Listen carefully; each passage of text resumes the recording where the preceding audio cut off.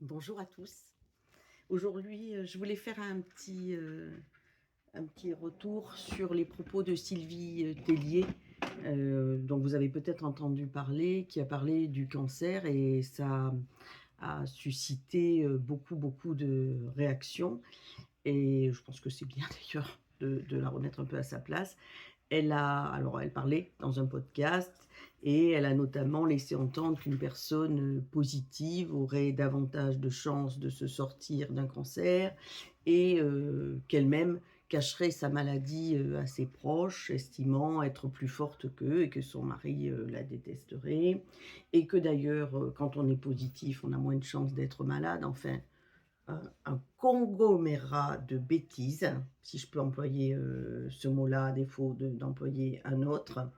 Alors depuis, elle a reconnu que ses propos étaient maladroits, que ça avait été sorti du contexte. Non, puisque, elle a tout un podcast pour s'exprimer, donc non, elle a présenté des excuses. Mais je pense que pour les gens, qui sont malades actuellement ou même qui l'ont été, et qui ont toujours une épée de Damoclès, au-dessus de la tête, je pense que cette dame n'a pas pesé, le poids de ses paroles et qu'elle aurait mieux fait de se taire. Il est important, de rappeler qu'un cancer n'est ni une question, de volonté, ni de force mentale, ni de courage. Personne n'est responsable de sa maladie et personne ne devrait, culpabiliser, hem, de parce qu'il a peur, parce qu'il pleure, parce qu'il traverse des moments de découragement, parce que c'est dur, parce que ça fait mal. Je veux dire, c'est fou de tenir les propos qu'elle a tenus.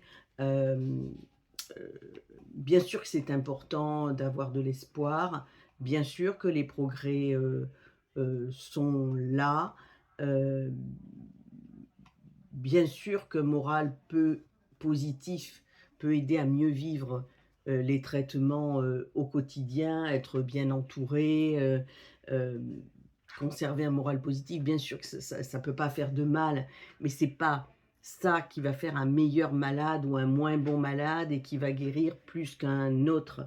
Être fort, c'est pas aussi porter, tout seul, caché dans son coin. Être fort, mais pour tout, quand je vous en parle, c'est accepter de dire qu'on souffre, accepter de dire qu'on a peur, c'est accepter de demander de l'aide, c'est s'appuyer sur ceux qui nous aiment et continuer d'avancer, un jour après l'autre. Donc à toutes les personnes qui se battent, contre la maladie ou l'après-maladie, vous avez le droit d'être fatigué, inquiet, en colère, plein d'espoir. Toutes vos émotions sont absolument, légitimes. Je pense que tant qu'on n'est pas passé à une annonce de ce type, on ne peut absolument pas savoir comment on va réagir et elle, encore moins que quelqu'un d'autre. Votre valeur ne se mesure pas, à votre capacité, de sourire, en permanence. Votre courage ne mesure pas simplement au fait de, de vous taire et d'essayer de porter ça tout seul. Votre courage se mesure simplement au fait de continuer votre chemin et à votre rythme.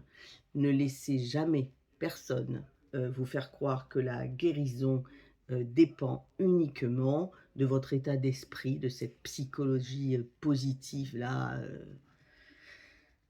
voilà, vous faites de votre mieux et c'est déjà, immense. Prenez soin de vous, faites confiance aux équipes soignantes sérieuses. Méfiez-vous, des gens qui veulent vous faire croire qu'un pissenlit peut vous soigner. Entourez-vous des gens qui vous aiment pour de vrai. Gardez cette certitude surtout que vous n'avez absolument rien à prouver à qui que ce soit. Gardez toute votre force pour vous.